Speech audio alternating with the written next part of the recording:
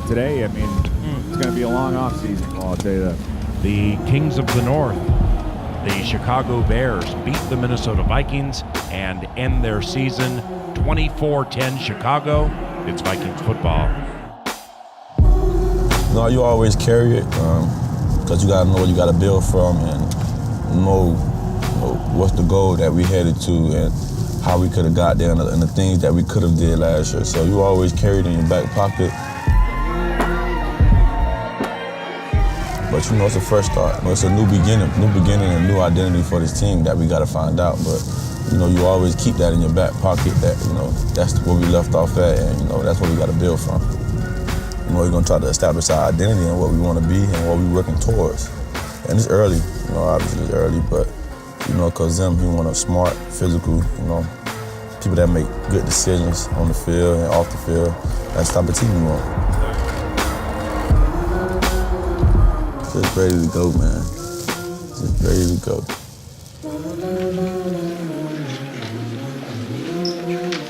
Okay, welcome. All right, we've got a couple things we need to talk about.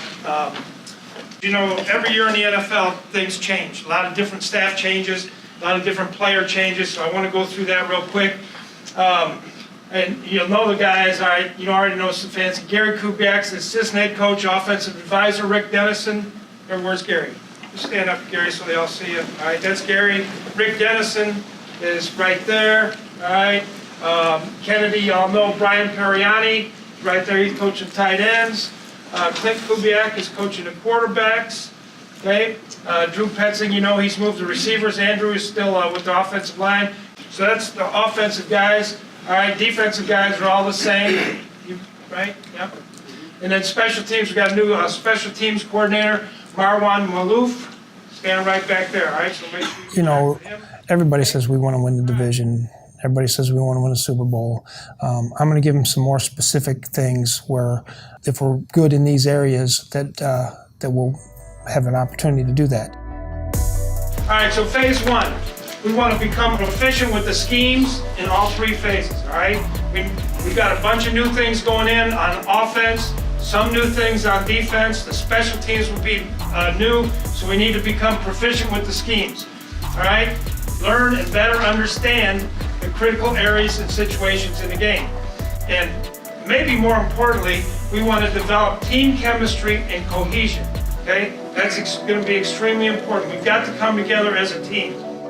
A new year means a new team.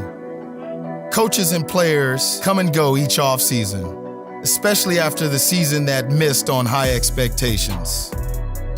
But a new team is a team nonetheless, and their work together begins not in September, but in April.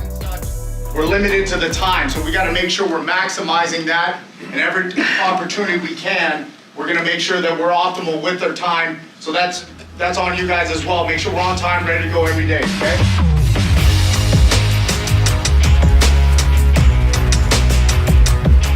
Everything starts with you guys in the room here, taking ownership with that, okay?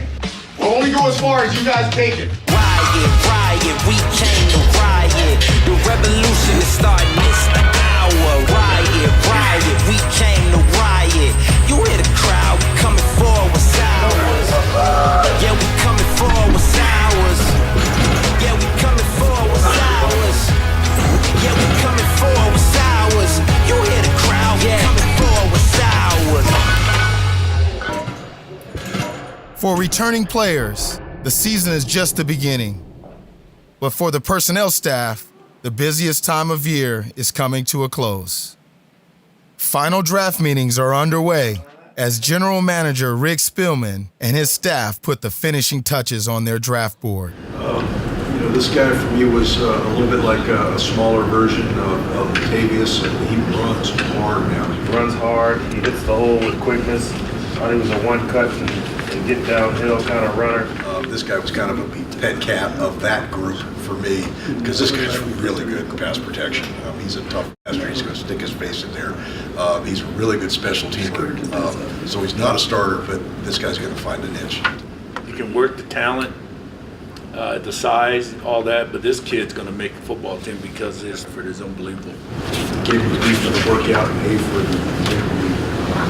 He's really serious, didn't get rattled by the process. We're actually just going through it with a fine-tooth comb right now. We've been through our process the last 2 weeks with the coaches and the scouts in there, honing in and focusing on guys that I believe will be there at the 18th pick, including trades.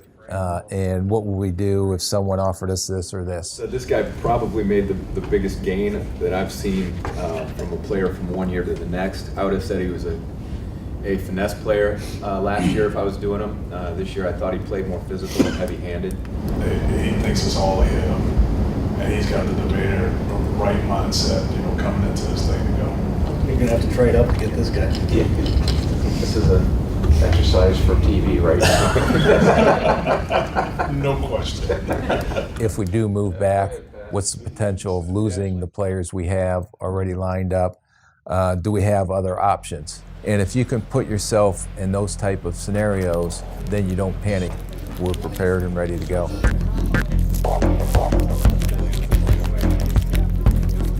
What do you think the Vikings are going to do here? In the last 24 years, Minnesota's only used 2 of their 27 first-round picks on offensive linemen. It might be time to change that and get some help for Kirk Cousins up front. They take Bradbury.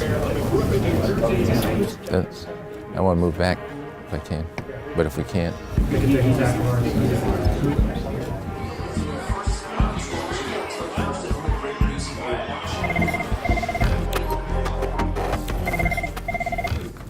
What'd they offer? So we would have to get a... Dexter Lawrence. We're not freaking trading. Huh? Yeah, no. Man, that was close. Go ahead and get him on the phone.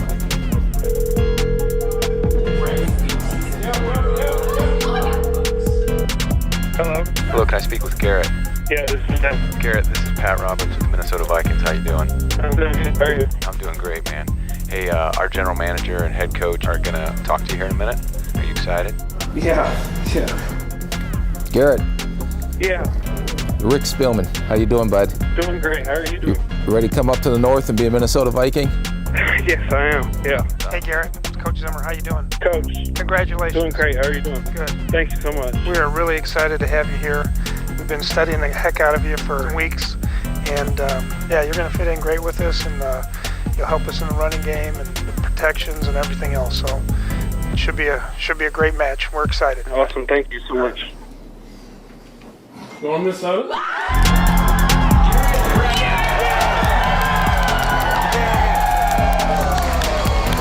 Well done. Kirk Cousins, we don't have video on him, but he's celebrating along with Garrett Bradbury. This is the best center in the draft and one of the best to come out in the last handful of years. They got the receivers, the defense is stacked. Man, so you don't have any pressure on game day.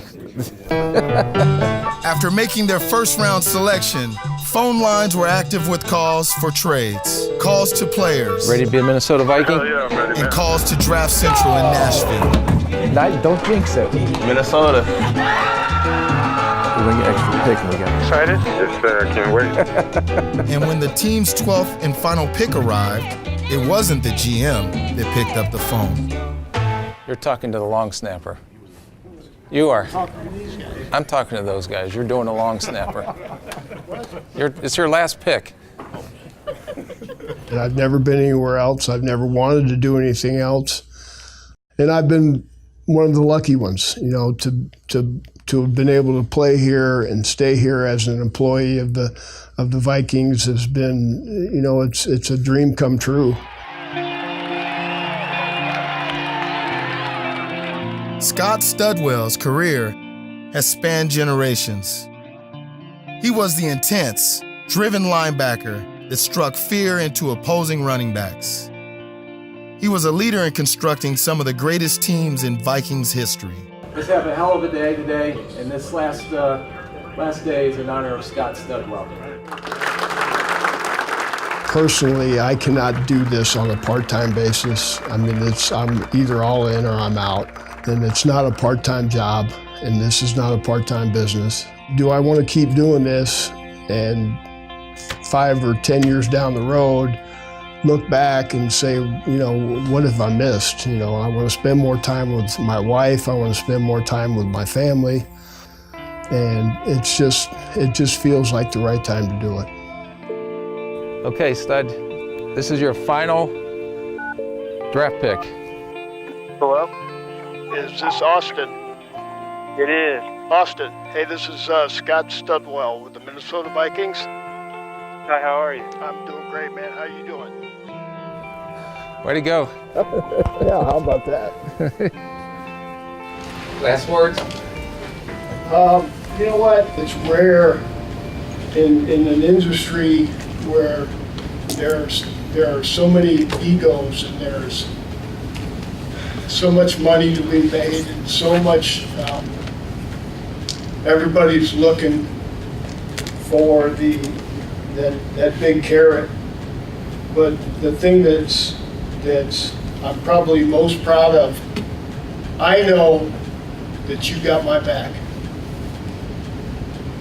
And I hope you know that I got your back too.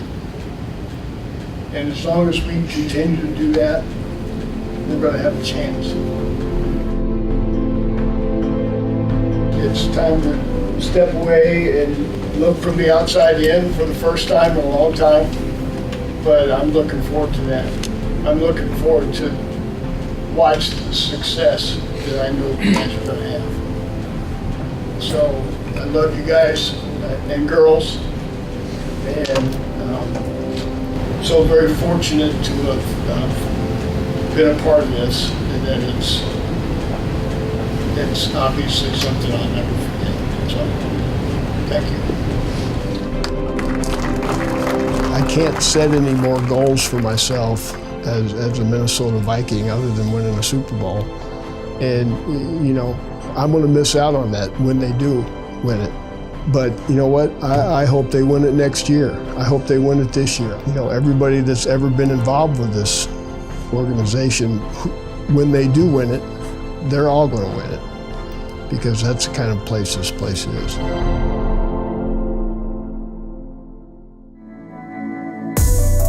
On the next episode of The Voyage. Hey, that wasn't very good today. We didn't beat anybody. We're going to come back out here and work again tomorrow. We need to get better than this, or we're going to be 8-7-1 again.